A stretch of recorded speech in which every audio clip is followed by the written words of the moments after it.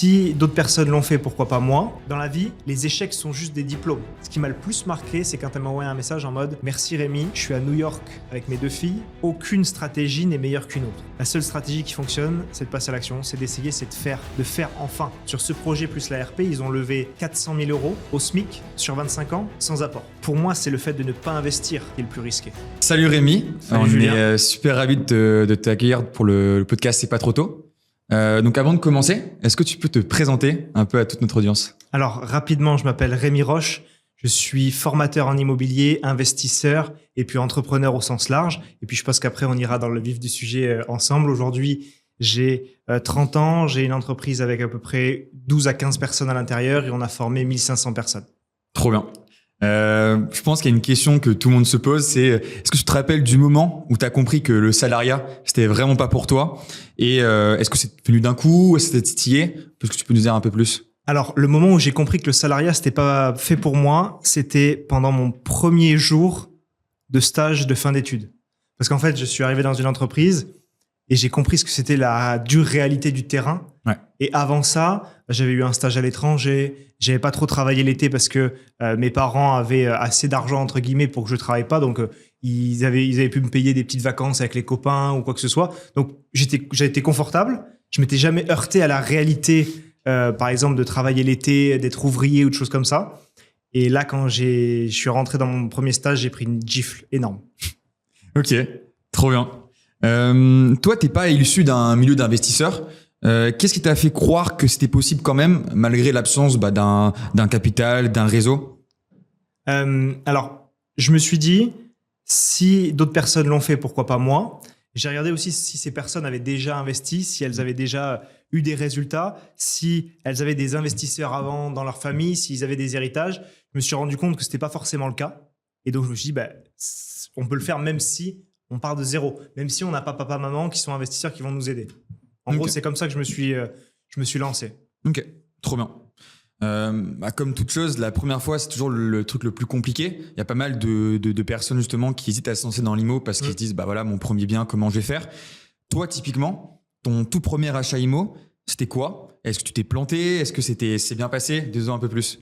Alors, le premier achat immobilier que j'ai fait, c'était un studio. Très basique. J'ai pas voulu prendre de risques.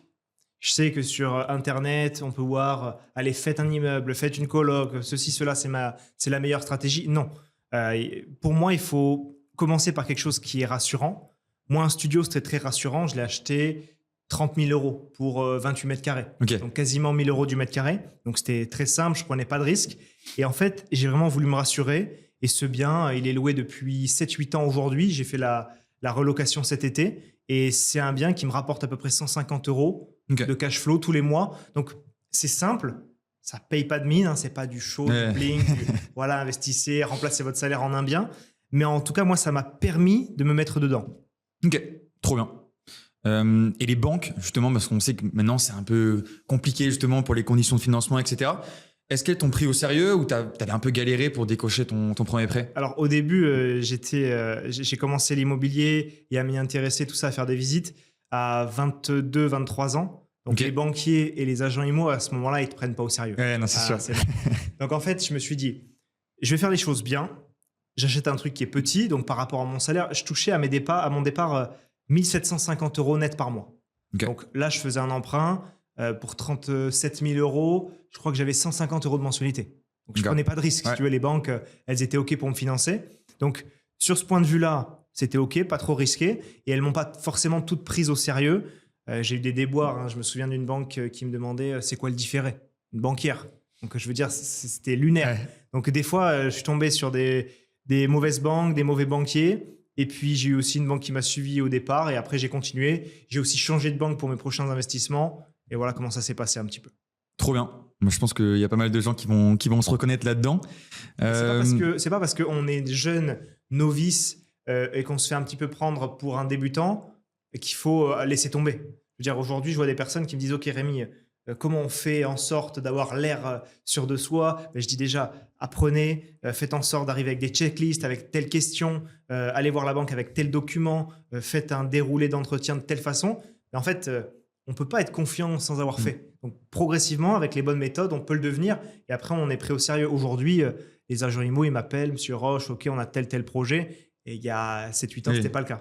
Non, c'est sûr. Et en plus, c'est un peu ce qu'on se disait avant l'interview. De plus en plus de jeunes veulent se lancer dans l'immobilier. Et du coup, c'est vrai que ce questionnement-là, on l'a tous eu. C'est ça. En autre question, en 2020, tu es licencié pendant le Covid. Ouais. Est-ce que ce licenciement, il t'a confirmé que du coup, miser sur un seul revenu, qui est le salaire, justement, c'était très risqué, ou tu avais déjà ce mindset de l'investissement immobilier déjà avant? Alors, pour préciser, je me suis fait licencier pendant la crise du Covid parce que mon entreprise, elle avait des difficultés financières. Et donc, elle s'est dit, bon, on va licencier, plan de licenciement. Donc, c'est pas mal un plan de licenciement parce que tu touches un peu d'argent, tu touches, je crois que j'avais été payé pendant 6 mois. Puis ensuite, j'ai eu le chômage. Enfin, c'était assez bien. Ouais. Mais à l'époque, déjà, je m'étais dit, on ne peut pas dépendre que d'un seul revenu. Mais avant, je me l'étais dit. Donc, j'avais déjà, je crois que j'avais 4 apparts qui tournaient déjà à l'époque. Donc, j'avais 4 revenus. Donc, si tu veux, j'avais déjà un peu remplacé mon salaire. Je ne crois pas tout à fait. J'avais 1700, 1800 de salaire et je touchais entre 1200 et 1500 avec l'immobilier net, avec les courtes durées qui tournaient. Et à ce moment-là, je me suis dit, OK, heureusement que j'ai fait ça avant parce que mes petits copains salariés comme moi, qui passent d'un job à plus de job au chômage. Bon, déjà, quand tu as ton job et le chômage, c'est pas le même montant. Oui, d'accord. Ouais. Tu touches un peu moins. Ouais. Et en fait, ces gens-là, ils étaient dans la merde. C'est tout. Ils devaient aller rechercher un boulot. Ils devaient essayer de trouver un job ou une solution très vite. Moi, à ce moment-là, je me suis dit, bon, il y a 2 options. Soit j'essaye de retrouver un boulot comme monsieur, madame, tout le monde.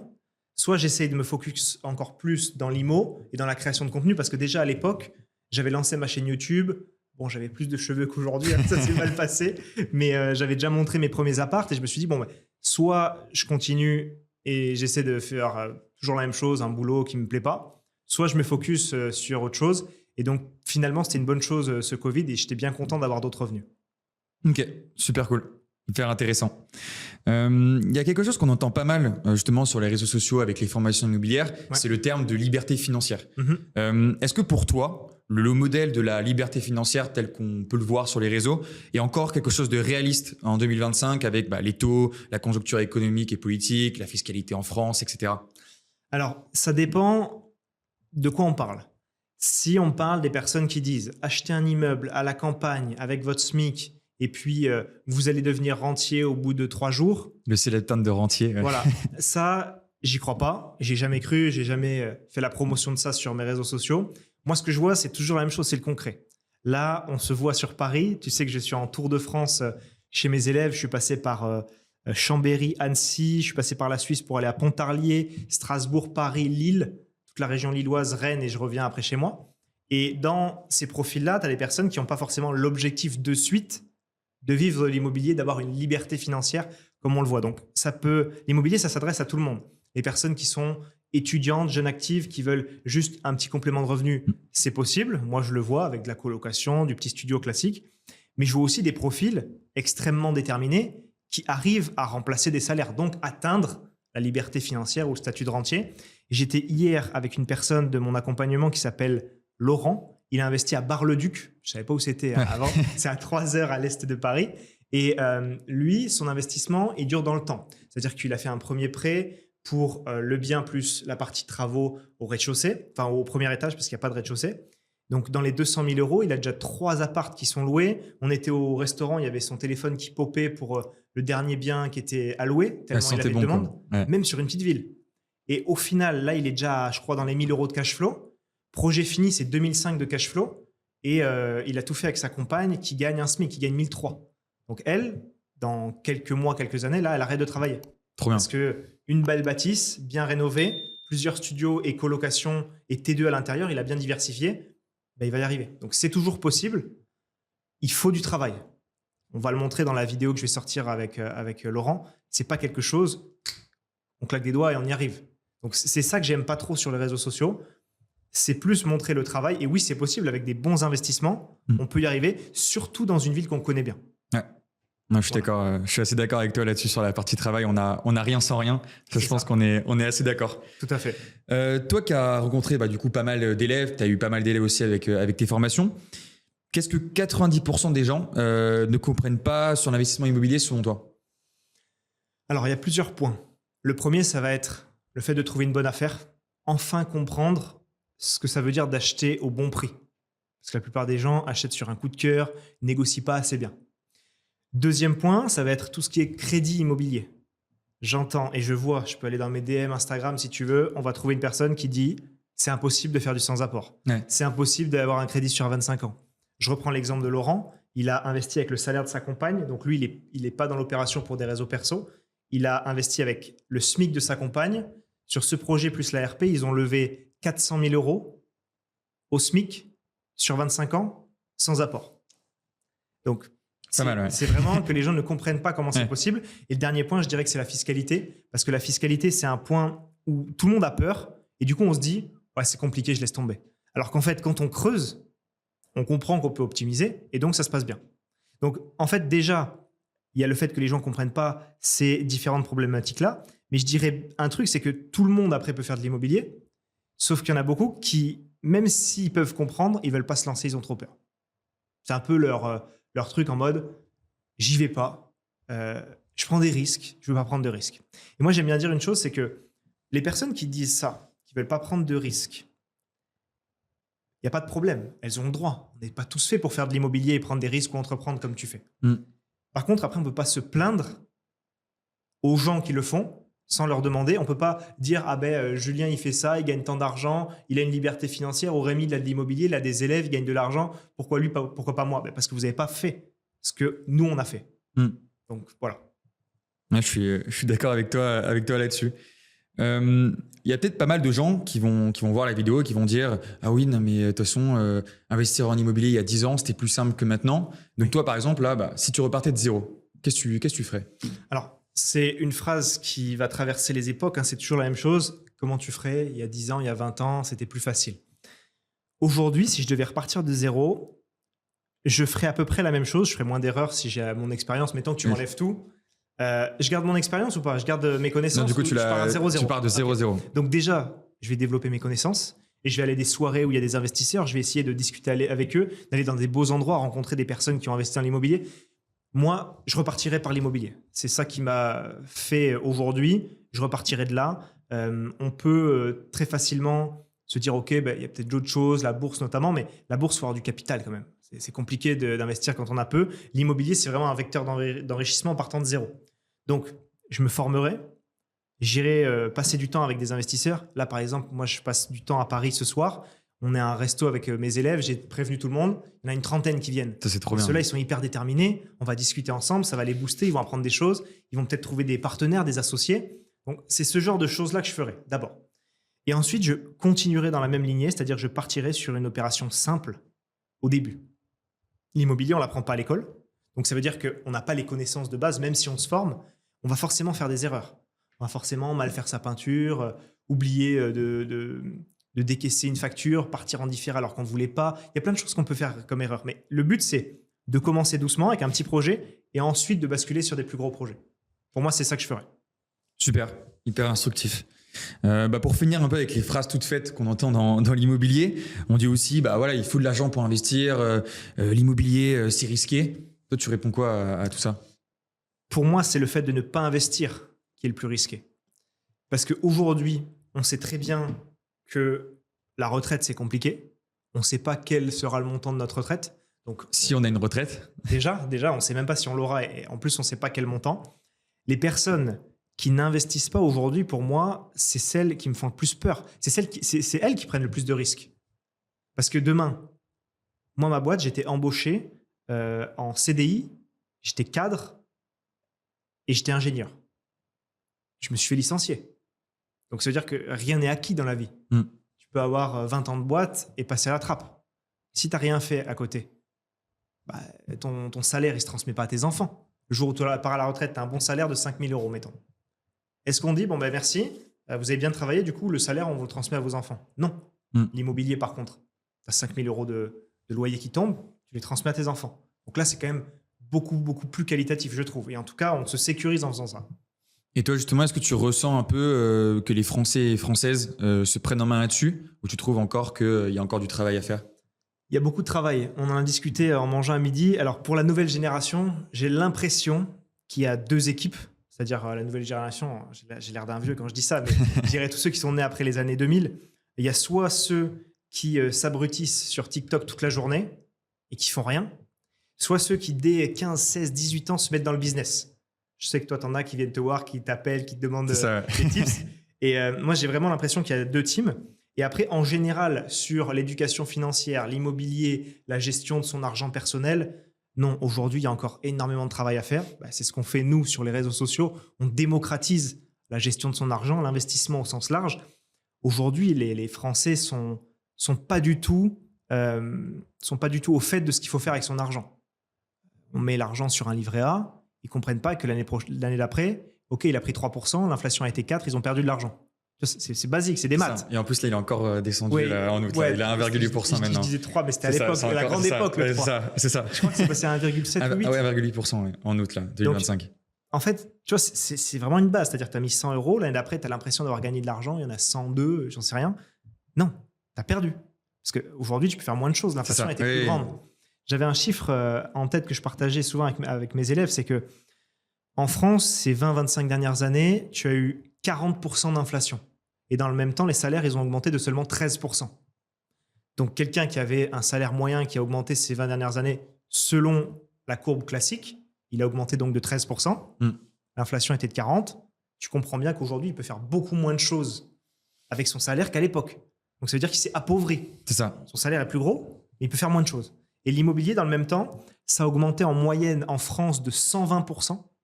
Et l'immobilier, tu gagnes du cash flow tous les mois, tu amortis du capital à la banque et la valeur augmente avec le temps. Donc, tu gagnes sur tous les tableaux. Super clair.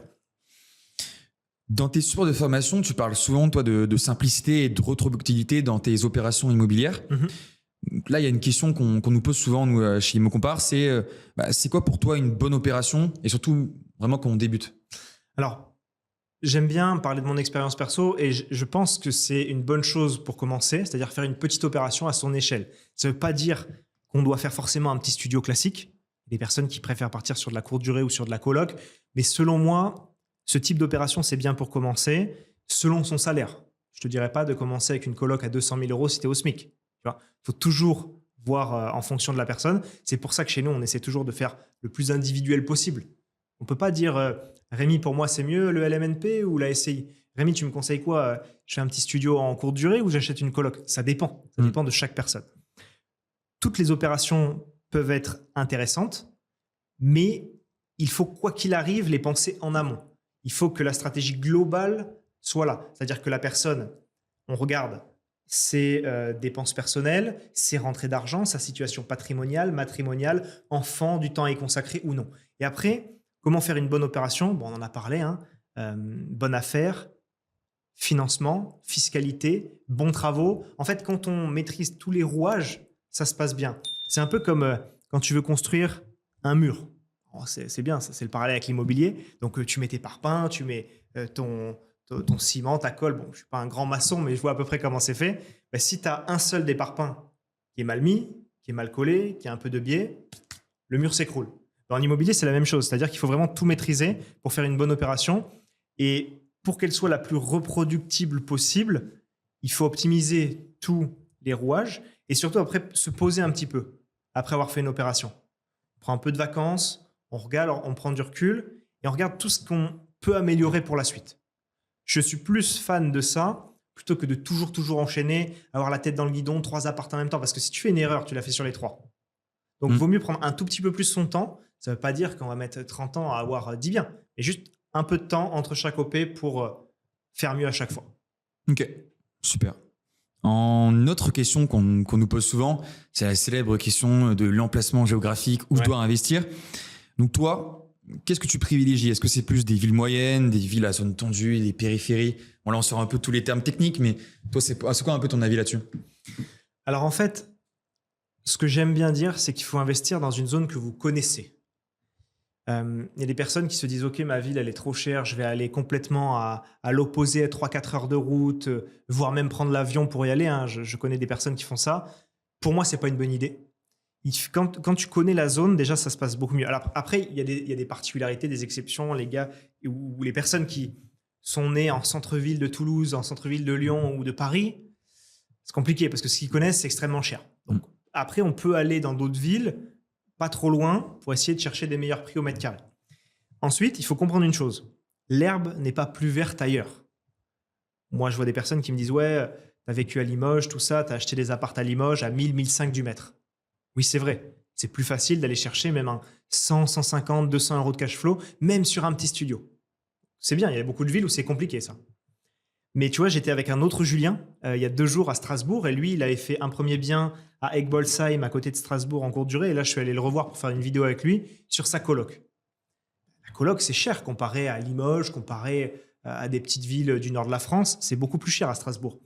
Sauf que son bien, il fait déjà, je crois, 300 € hors différé de cash flow. Okay. Et sous différé, je pense qu'il fait quelque chose comme 500, 600, je ne sais plus exactement. Mais en plus, l'avantage qu'il a, c'est que son bien, sur le marché, il peut le revendre avec une plus-value de 50 000 € dès aujourd'hui. Ça, par exemple, à Limoges, tu ne le fais pas. Ouais. Tu vois ? Donc, chaque ville, chaque type d'investissement a ses avantages. Il ne faut pas se dire « Ok, chez moi, c'est trop compliqué ». Il y a toujours des choses à faire. Donc, pour moi, il faut bien analyser son marché.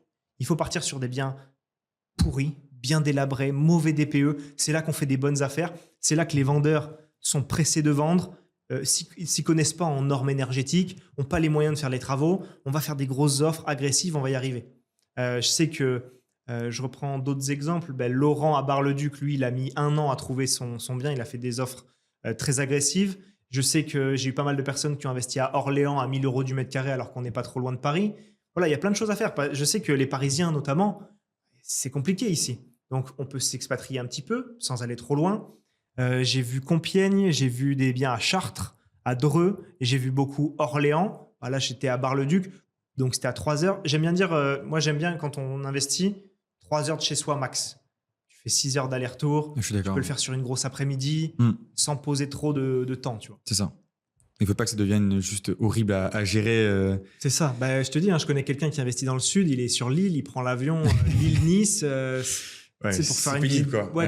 Quand les artisans ne te répondent pas, t'es à, je sais pas, il y a combien de kilomètres entre Lille et Nice, quoi. Il y a 600, 800 bornes, ça, je sais pas. Facile. Hein. Ouais. Tu n'as pas de contrôle, quoi.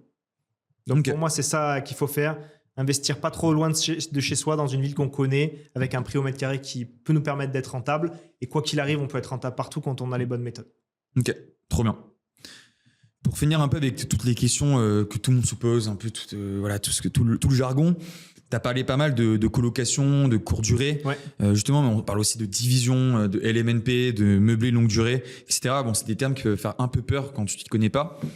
Toi, est-ce que tu as une réponse un peu justement générale pour dire ok, quelle stratégie je dois absolument prendre et qui te semble la plus robuste si par exemple là il y a quelqu'un qui nous dit qu'il veut débuter son investissement demain? Tu vois, c'est un petit peu ce que je te disais tout à l'heure. Je vais avoir des personnes qui me disent Rémi, SCI ou LMNP? Rémi, est-ce que je fais de la courte durée ou je pars en colocation? Aucune stratégie n'est meilleure qu'une autre. Je vois des personnes sur Internet qui ont l'impression d'avoir trouvé la poule aux 2 œufs d'or, qui disent voilà, investissez dans telle stratégie, allez dans telle ville, faites tel petit truc de sous-location, immeuble de rapport, courte durée. Voilà, j'ai trouvé le truc. Et ça, c'est plus rentable que tout le reste. Vous verrez, c'est ma stratégie qui compte. Moi, par exemple, sur Internet, j'ai beaucoup parlé des micro-logements. J'en ai acheté en région toulousaine. Pour moi, c'était compliqué de trouver de la rentabilité parce que à Toulouse, c'était cher. Donc, je me suis dit, OK, je vais acheter moins de surface, 13, 15 mètres carrés, les mettre en location courte durée. Comme ça, j'achète moins de mètres, moins cher. En courte durée, ça rapporte plus. C'était une très bonne stratégie. Et je la recommande aujourd'hui, mais je ne dis pas que c'est la meilleure. C'est simplement que dans une carrière d'investisseur, on va avoir des moments où on a des opportunités. Ça peut être un petit studio, et là, je vous dirais, allez, go sur le micro-logement. Super intéressant, ça va être très rentable. Des fois, ça va être des petits immeubles, des fois, ça va être une coloc. On voit par exemple, quelqu'un qui part en maison de retraite ou un décès, une succession, c'était un appart qui faisait 70 mètres carrés, un double séjour parce qu'ils avaient ouvert, hop, on peut refermer, mettre 3 chambres, super opportunité pour une coloc. J'étais au téléphone avec une personne qu'on accompagne sur le sud d'Orléans. J'ai cherché un peu avec lui parce qu'il me disait, voilà, comment tu fais pour chercher? Tac, je suis allé sur Bien Ici, Le Bon Coin, Se Loger. J'ai testé quelques petites choses et je lui ai montré en direct. Il m'a dit, ah ouais, impressionnant. OK, tu as les automatismes, les critères, les prix au mètre carré. Hop, je vois une photo, je vois une espèce d'encadrure dans le salon. Je me dis, OK, on peut fermer. Ça veut dire qu'il y en a 2, tu vois. Toutes ces choses-là font, en te formant, en allant sur le terrain, en gagnant en expérience, que tu vas faire de bonnes affaires. mais il n'y a pas une stratégie meilleure qu'une autre. Alors, fiscalement, quasi tous les débutants qui nous regardent, en général, ça va être d'investir en LMNP, régime réel, mais il y a des exceptions. Donc, avec mon comptable, on dit toujours, non, attendez, on fait un rendez-vous ensemble, on voit si pour vous, il vaut mieux pas peut-être faire une SCI en mettant vos enfants à l'intérieur. Voilà, il y a plein de choses à faire. En général, c'est ça, c'est du meublé, c'est plus avantageux. Mais sur la stratégie en mode d'exploitation, il n'y a pas de bonne réponse à la question. On peut tout faire. On peut tout faire, tout est rentable. Ça dépend toujours de la personne, de ses revenus. Un étudiant ou quelqu'un qui est jeune actif. Mettons qu'il est ni conjoint ni conjointe dans sa vie, pas d'enfant. Et là, je vais lui dire, tu veux gagner beaucoup? Ok, tu peux partir sur de la courte durée. Tu fais le ménage toi-même, tu gagnes un max, après tu peux déléguer si tu veux, mais si tu as le temps, fais-le. Quelqu'un qui vient me voir, qui est en couple, qui par exemple a, je sais pas moi, 35 ans, 2 enfants, je ne vais pas lui dire la même chose. Il va pas rentrer du travail, aller chercher les enfants, partir, faire un check-in, faire du ménage. C'est impossible. Donc vraiment, les stratégies dépendent des personnes qu'on accompagne. Ok, super clair. Nous, avec ImmoCompare, du coup, on a créé un comparatif des meilleures formations immobilières. Et nous, on avait vraiment été du coup bluffés par tes offres d'accompagnement. Donc, est-ce que tu peux nous dire un peu plus justement ta vision sur toutes les formations que tu as créées et justement aussi ta vision sur les offres d'accompagnement? Parce que nous, c'est un peu ce qu'on avait dit quand on t'avait contacté, c'est que la plupart des gens qui font des formations immobilières, ils vont peut-être acheter le support de formation, mais ils vont vraiment jamais passer à l'action. Toi, justement, tu as une vision différente là-dessus. Donc, je te laisse en dire plus. Alors, le truc, c'est que oui, des formations en immobilier, il y en a plein. Ça, c'est sûr. Par contre, ça dépend qu'est-ce qu'on regarde à l'intérieur et qu'est-ce qu'on veut. Moi, je pense que les gens qui vont nous regarder me connaissent déjà un petit peu ou iront voir ma chaîne YouTube. Moi, ce qui m'intéresse, c'est d'être toujours dans le concret. Je veux que les gens ils passent à l'action. Là, on pourra mettre quelques extraits à la vidéo, mais je fais un tour de France, je vois une dizaine de personnes, une dizaine de projets. Et à chaque ville, en plus d'avoir un projet, un élève, par exemple, le soir, je fais un resto avec tous les gens du coin. Donc, je pense qu'en 10 jours, j'aurais vu peut-être 150 personnes. Et c'est fou. Donc, c'est incroyable. Et ce que je veux dire, c'est que c'est ça qui m'intéresse, que les gens passent réellement à l'action. Parce que avant de prendre une formation sur l'immobilier, les gens sont réticents. Ils ont peur que ce soit une arnaque. Ils ont peur de ne pas être accompagnés. Après, une fois qu'ils ont pris la formation, bouffée d'oxygène. C'est bon, j'y suis passé, c'est pas une arnaque, il est là, il me répond, super. Et donc là, tu as 2 types de personnes. Tu as la personne qui, malgré tout, en mettant tout en œuvre, avec des coachings, avec des documents, avec des experts qui viennent l'aider, avec tout, elle fera rien parce qu'elle n'a pas eu ce déclic en elle, cet inconfort dans la vie qui fait qu'elle a besoin de changer. Et tu as la personne qui, elle, a ce déclic, cet inconfort, plus le programme de formation, les coachs, les experts. Et donc là, en général, derrière, ça déroule. Et c'est des personnes que je revois des fois 1 an, 3 ans, 5 ans après et qui ont 10, 15, 20 biens immobiliers. Donc, c'est comme ça que je vois les choses, en tout cas, et que je vois les personnes qui souhaitent rejoindre un programme.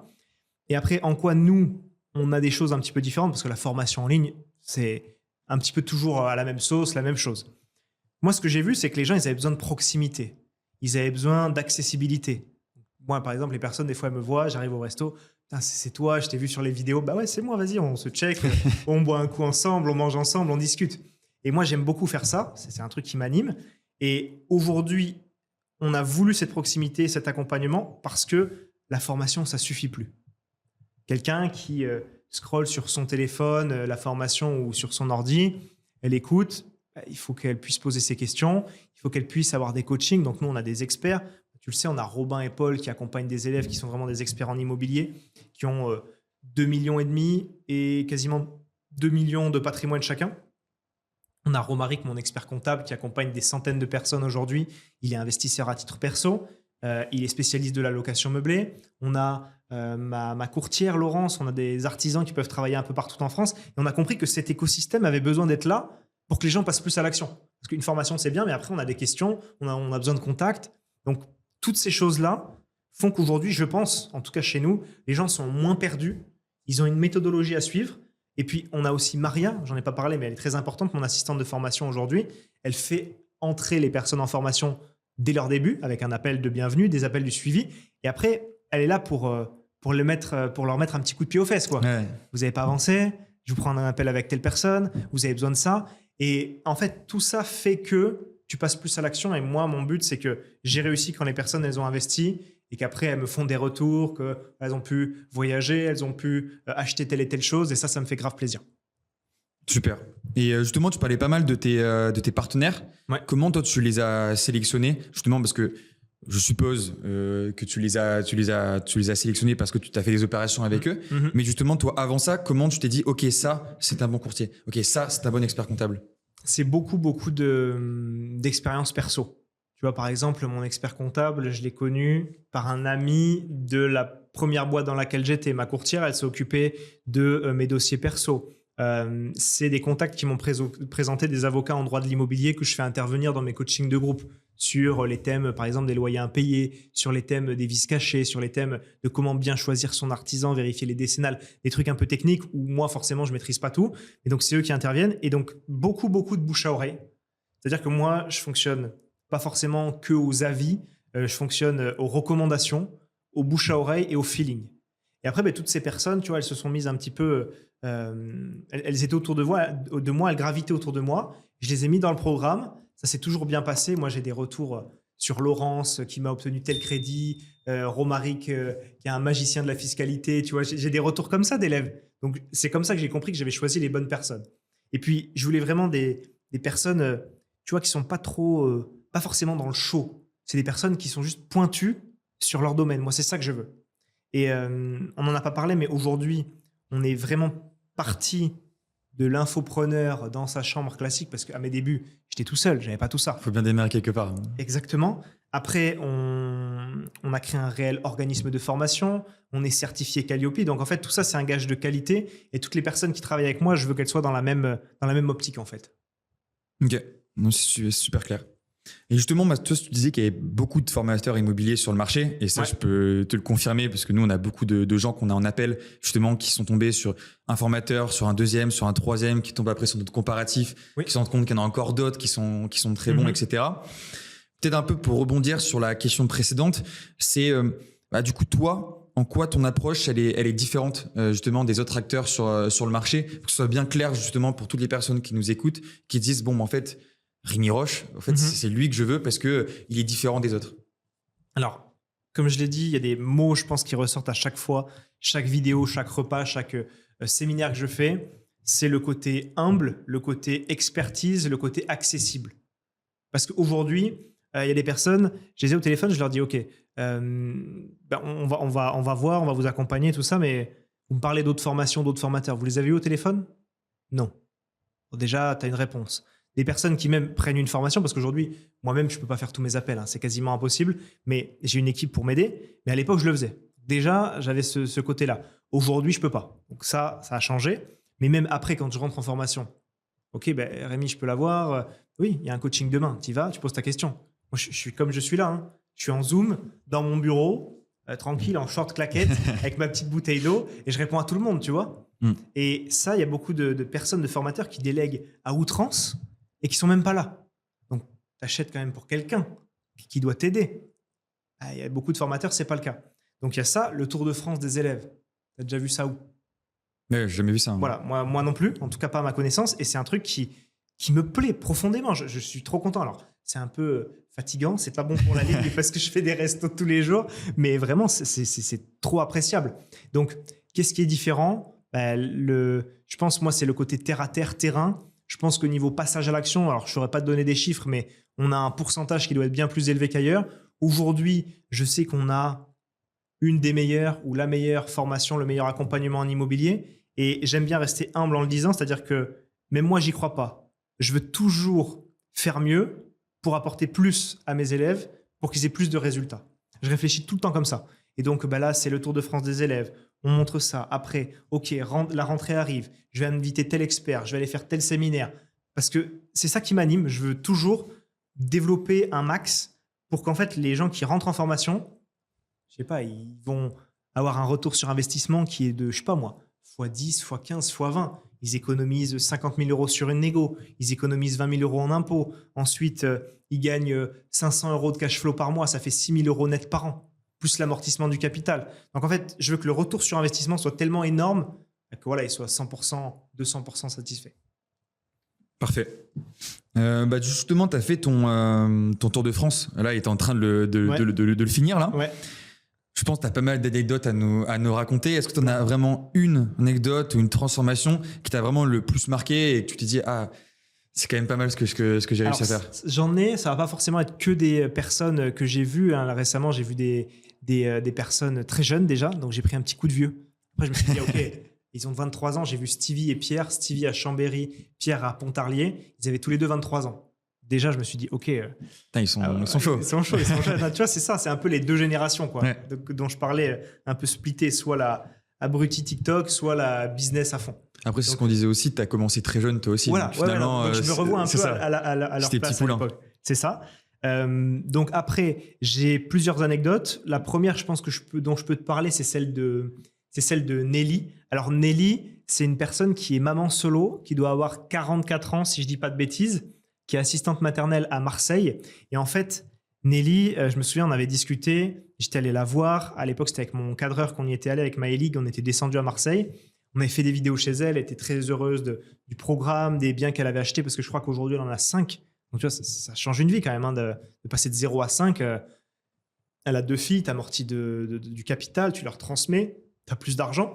Et ce qui m'a le plus marqué, c'est pas tant la vidéo, tant les éloges qu'elle a fait sur la formation. Ce qui m'a le plus marqué, c'est quand elle m'a envoyé un message en mode « Merci Rémi, je suis à New York avec mes 2 filles pendant le mois d'hiver, je pense pendant les fêtes de décembre, et ça n'aurait pas été possible sans toi. Alors moi, je reste humble, hein, c'est pas moi qui ai fait les achats à sa place.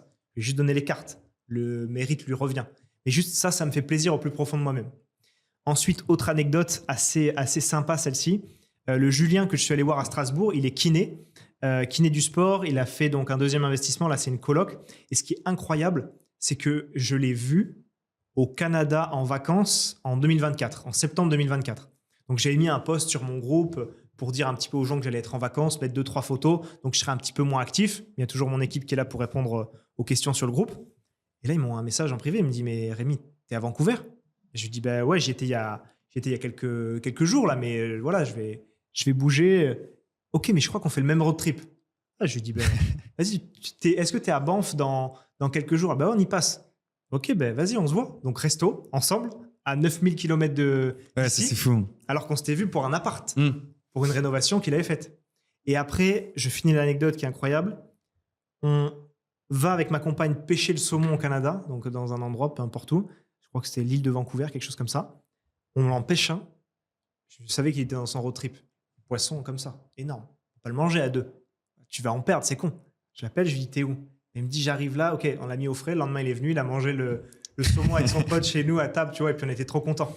Donc ça, c'est une anecdote de fou parce que l'immobilier, c'est un moyen. On commence toujours à un moment donné pour l'argent, pour ce genre de choses, mais il y a plus grand dans la vie. Et les expériences de vie, les voyages, les amis, la famille, et puis là, des moments comme ça. Et puis, dernière petite anecdote, des élèves, donc Étienne, qui a investi à Limoges, qui était à la base un élève de formation. Ensuite, on s'est rencontrés, donc avec Agathe, sa compagne, et puis ma compagne. C'est devenu des amis au fur et à mesure. Il a un job qu'il n'aime pas trop aujourd'hui, et il fait tout pour s'en sortir. Et vraiment, je trouve que c'est un parcours et une personne qui est exemplaire. Elle a commencé par un petit appart. Ensuite, elle a fait un appart qui a buzzé vraiment sur ma chaîne YouTube parce que c'était un syndrome de Diogène. Donc, il a acheté des déchets partout, de la merde partout, horrible. Ça, tu l'avais filmé? Ouais, je l'ai filmé. Par contre, à l'époque, il ne voulait pas passer en vidéo parce qu'il avait peur encore de s'afficher, tout ça avec son job. Aujourd'hui, il est sur un immeuble de 7 appartements. Donc, 3 plus 7, ça lui en fera 10. Et là, il va vraiment changer de vie complètement. Et là, je suis en train de tourner limite un documentaire Netflix parce que cet appart, travaux, immeuble de 3 étages, c'est très, très gros. Et voilà, donc niveau anecdote élève, il y en a plein. Je pourrais te citer, par exemple, Guillaume aussi, dans le sud de la France. Quand je suis allé le voir, il avait déjà 10 appartements en 3 ans. Il avait déjà 6 000 € de revenus. Je pense également… Il avait commencé, lui, avec toi ou il avait déjà commencé avant? Ouais, il avait commencé avec moi. Il avait commencé avec moi et il a eu un super parcours. Je vais aller voir aussi… très, très bientôt là, une personne qui a fait un micro-logement à Blois qui s'appelle Arnaud, qui a fait un travail magnifique et je crois qu'il a un 19 mètres carrés qui crache peut-être 2 000 € par mois. Il y a plein de personnes et c'est beau d'aller un peu partout en France, les rencontrer parce que c'est pas juste salut, on rentre chez toi, vas-y, on lance la vidéo, tu vois. Ouais. On se voit, on fait une bouffe avant. C'est ça que t'aimes on bien aussi discute. dans ton travail, quoi. Bah oui, c'est ça que j'aime bien parce que sinon, j'ai rien à dire pendant la vidéo. Je la Sinon, connais c'est pas, juste la des personne. chiffres aussi. Bah oui, c'est ça. Donc Ah après, non, on est d'accord. toujours en contact et il y a beaucoup de belles anecdotes et vraiment, c'est pour ça que j'aime mon métier au quotidien. Trop bien. Justement, là, tu disais que tu avais eu pas mal passé de profils, d'élèves, etc. C'est quoi un peu le dénominateur commun chez ceux et celles qui réussissent vraiment dans l'immobilier ou qui arrivent vraiment à se transformer? Parce que voilà, tu as dit que tu as eu des très belles réussites, mais même tu sens déjà de faire 2 investissements immobiliers, même un, c'est déjà très bien. Mais est-ce que du coup, tu as vu quelque chose en eux que tu n'as pas vu dans certains qui justement sont jamais passés à l'action? Alors déjà, c'est ni lié à nos origines, notre couleur de peau, notre sexe, notre âge, l'argent qu'on a. Ça, je veux dire, quelqu'un qui a un salaire à 1500, à 2000, à 3000, c'est pas lié. C'est pas ça. Pour moi, le dénominateur commun, c'est la personne qui, au fond d'elle, a toujours envie de passer à l'action, mais qui le fait vraiment. Tu vois, par exemple, on a tous dit, voilà, on va peut-être tenter telle ou telle habitude, et puis sur 10, il y en a 2 qui le font, tu vois.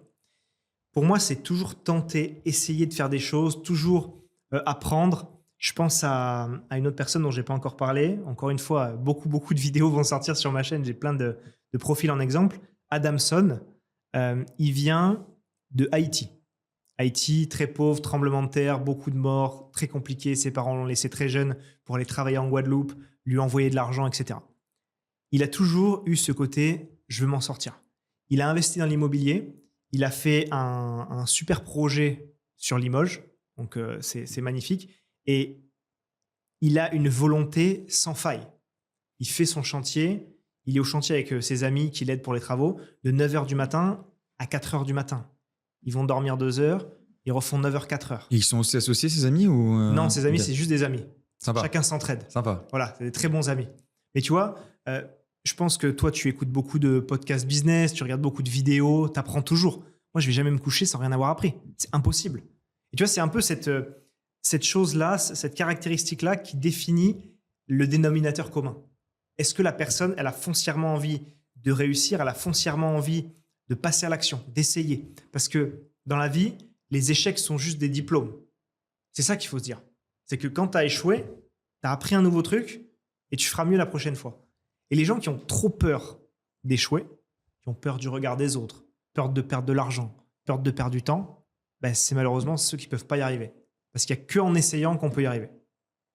Mais non, mais je suis totalement d'accord, Je pense que totalement d'accord là-dessus. Ça représente un peu ce que tu as fait aussi. C'est vrai. À un moment donné, tu t'es lancé. C'est ça. Ça a mis du temps, mais après on a récolté ce qu'on a semé au bout de pas mal d'années. Mais c'est cool. Ouais. C'est ça qu'il faut, c'est cette mentalité-là qu'il faut avoir. Et dans l'immobilier, c'est exactement ça. C'est tu fais 1, 2, 3 opérations, et après tu deviens un crack de l'IMO, quoi. Tu m'avais dit que toi, par exemple, tu avais voulu te lancer. À un moment donné, tu t'es dit, bah, si je le fais pas là, je le ferai jamais. C'est Donc, ça. À un moment donné, il faut passer à l'action, c'est ça, faut il faut essayer. juste se mettre des deadlines de son côté et de dire, bah, en fait, si tu le fais pas, bah, après, tu peux pas dire qu'en fait, tu peux pas commencer à te plaindre, justement, Non. de ta condition, si en fait, t'as pas fait les efforts pour le faire. C'est ça. Et tu peux pas te trouver des excuses. C'est trop simple de s'en trouver. On vit quand même dans un pays où on a quand même de la chance de pouvoir faire des choses. Oui. Il faut les faire et il faut pas trop s'en là-dessus.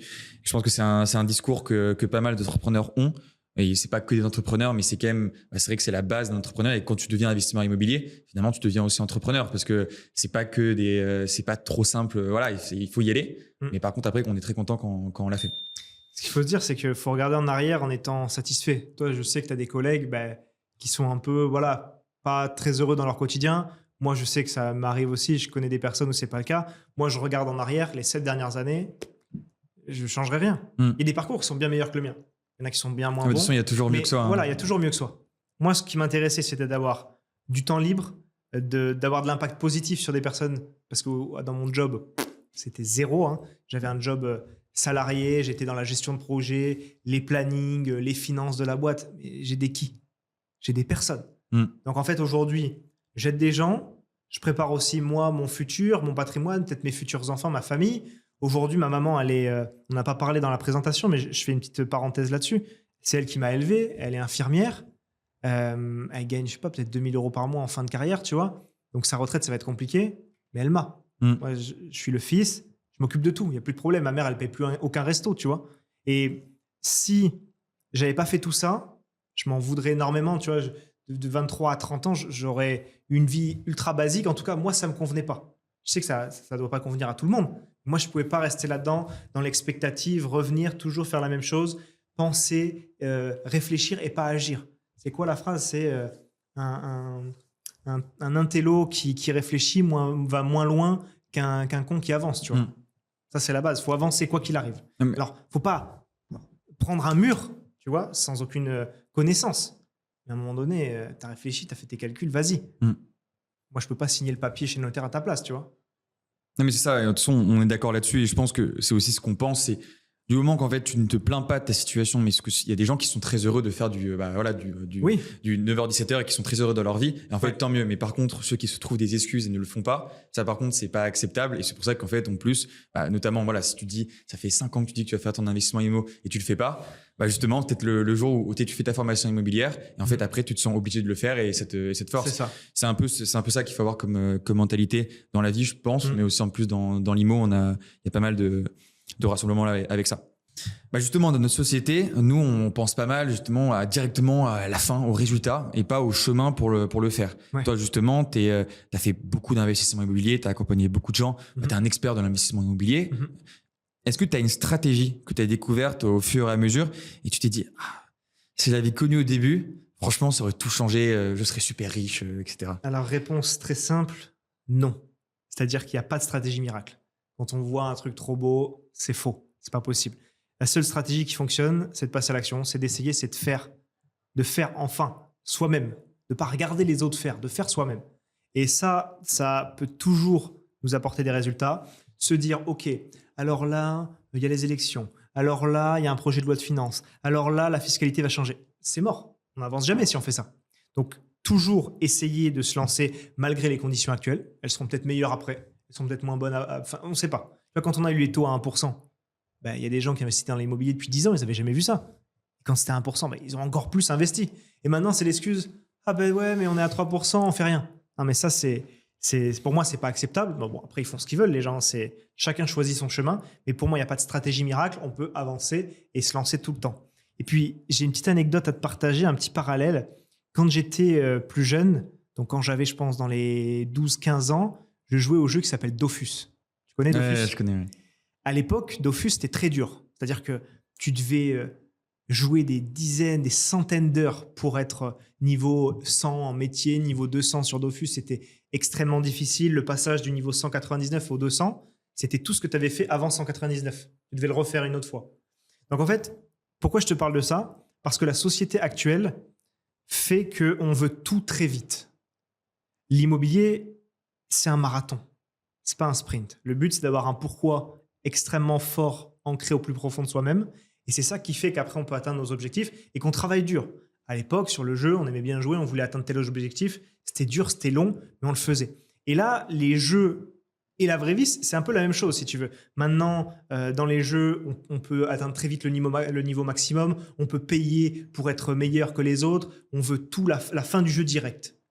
Mais pour moi, ce n'est pas une bonne philosophie. L'immobilier, c'est quelque chose qu'on voit sur le long terme, qu'on voit d'abord seul, après avec son conjoint, sa conjointe, ensuite pour ses enfants. Et tout cumulé va faire qu'on va avoir des résultats. Si on est trop pressé, ça ne marchera pas. En fait, on va partir en sprint, on va se brûler les ailes, on va avoir des difficultés, on va avoir des embûches. Et là, on va abandonner, on va revenir dans son job classique sans vouloir se relancer dans l'immobilier. L'immobilier, c'est vraiment sur le long terme, sans stratégie miracle. Parfait. Merci pour ce conseil.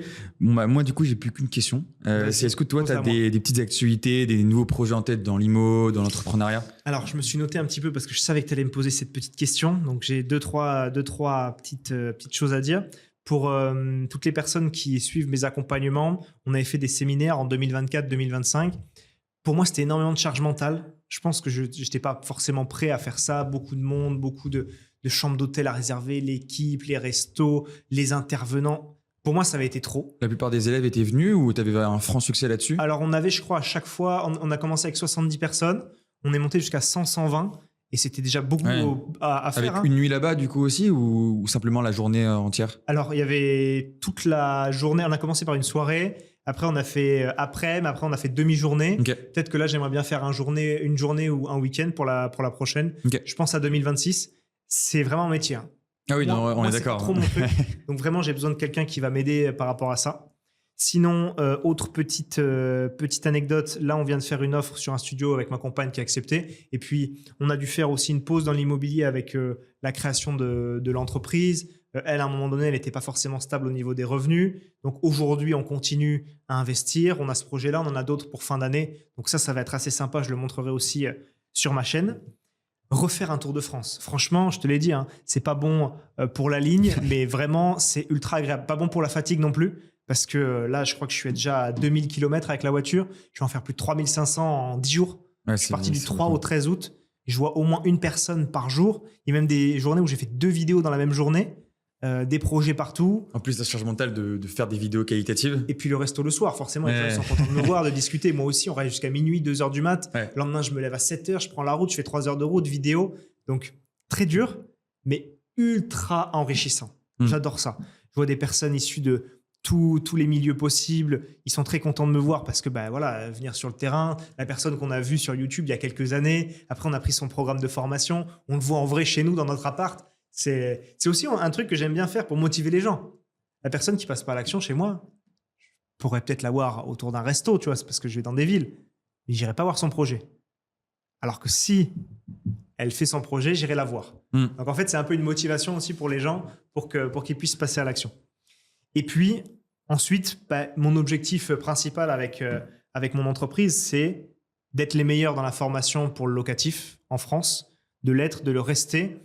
Et selon moi, vraiment quelque chose qui fait une réussite, qui fait qu'on peut y arriver, c'est quand on reste humble par rapport à ce qu'on fait. Le premier peut changer. Le premier peut être premier pendant quelques temps et changer. Surtout s'il ne se remet pas en question. Et je sais qu'on a travaillé ensemble parce que toi, tu as beaucoup de personnes qui viennent te voir pour te demander, voilà, moi je vais investir dans l'immobilier, il y a tel truc qui m'intéresse. Même toi, tu me disais, voilà, les gens, ils ont un peu besoin de ça. Je sens ça avec les appels que j'ai ou avec les mails que j'ai. Et moi, j'essaye de toujours être en mouvement. Mes experts, mon équipe, Maria, on ne faisait pas les appels de bienvenue, on ne faisait pas les coachings une fois par semaine, on le fait, on développe des masterclass avec des experts, des rencontres en physique, on développe plein de choses parce que je veux qu'on soit et qu'on reste les meilleurs. De toute façon, c'est ce qu'on a, nous, ressenti avec Imo Compare. C'est déjà le fait que tu mets à jour tes offres régulièrement, tu mets à jour régulièrement tes contenus, ce qui n'est pas le cas de la majorité des formations immobilières, malheureusement. Et c'est vrai qu'il y a ce dernier point aussi que tu as parlé au début de Calliope. C'est vrai que moi, c'est quelque chose que beaucoup de personnes me demandent, le fait qu'aussi tu sois, que tu aies le crédit CPF, etc.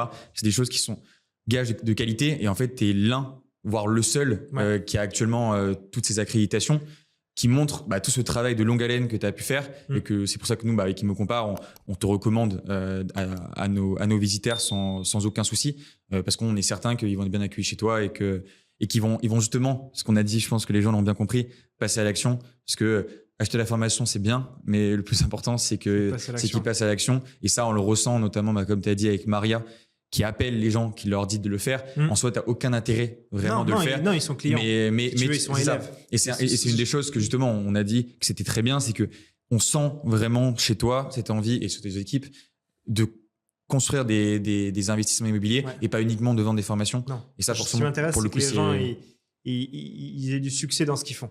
C'est vrai, tu as raison, j'ai aucun intérêt à le faire, je pourrais rien faire. La personne, elle a son inner c'est plus rentable pour toi. Oui, mais justement, j'ai jamais été trop à cheval sur la rentabilité, trop radin avec qui que ce soit. Toutes les personnes de mon équipe savent que voilà, je suis là pour bien les payer, qu'elles soient vraiment à l'aise dans ce qu'elles font, qu'elles aient envie de le faire. Parce que je veux dire, si tu payes quelqu'un au lance-pierre, il n'a pas envie de faire un coaching, il n'a pas envie de venir. Donc moi, mon but, c'est que mon équipe soit très bien rémunérée, que derrière, ils ont envie de faire du travail de qualité.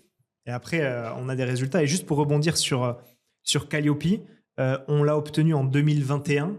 On l'a renouvelé pour 3 ans en 2024. Et j'ai une équipe dédiée chez moi avec une personne à temps plein qui s'occupe de toutes ces choses-là. Maintien en conformité, réglementation, tout ce qui va être head-off, tout ce qui va être DRETS, tout ce qui va être Calliope. Voilà, parce que moi, ce n'est pas mon métier. Mais par contre, j'ai toujours su et je l'ai toujours fait, m'entourer des bonnes personnes. Comme je te disais, je ne suis pas radin, je ne suis pas sur la rentabilité, mais je suis sur le fait d'avoir des personnes meilleures que moi sur certains points. Je veux dire, aujourd'hui, ce que je fais, j'enlève toute mon équipe, je ne peux pas le faire. Ou alors je le fais, mais mal. Donc moi, j'ai toujours voulu faire les choses bien avec des experts à chaque poste. L'expert conformité, Maria, mon assistante de formation, les coachs, moi, je suis un petit peu le chef d'orchestre aujourd'hui, mais heureusement qu'ils sont là parce qu'en immobilier, seul, on fait rien, on fait tout en équipe. Je pense que c'est un bon mot pour finir notre interview. En tout cas, merci beaucoup Rémi d'avoir répondu à mes questions. Avec je pense grand que plaisir. beaucoup de C'était gens ont super cool. appris beaucoup de choses. Et du coup, si vous êtes intéressé par sa formation, vous pouvez aller voir justement notre avis sur ImmoCompare qui analyse complètement toutes les offres actuelles proposées par Rémi. Aussi, voilà, comme j'avais pu le dire, justement sur notre comparatif, on a pu tester la majorité des formations immobilières sur le marché et celle de Rémi est pour le moment celle que l'on recommande en première position. Donc, vous pouvez y aller les yeux fermés. Et il y a aussi une offre de réduction exclusive que vous pouvez aller voir sur le site, justement que les équipes de Rémi ont bien voulu accepter. Donc, allez la voir et merci pour votre temps aussi d'avoir écouté cette interview. Merci à toi, Julien.